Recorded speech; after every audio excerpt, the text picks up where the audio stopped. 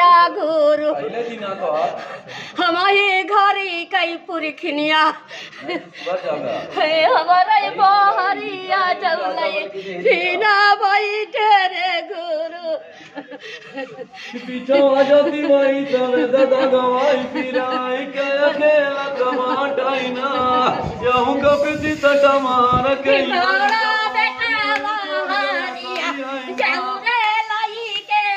बैठे गुरु ओकरे टीविया बनाई हम बैठे गुरु जा भाई धनावा मन न दे गुरु पिंड ना छोड़ मोरे गुरु रे ना एक ही घरावा छोड़ावा ओकरे घरावा मई पर पीनी बाटे रे गुरु का तू हमसे पूछ के आया कि महाराज आवत नहीं देखा तो गुरु नहीं पूछे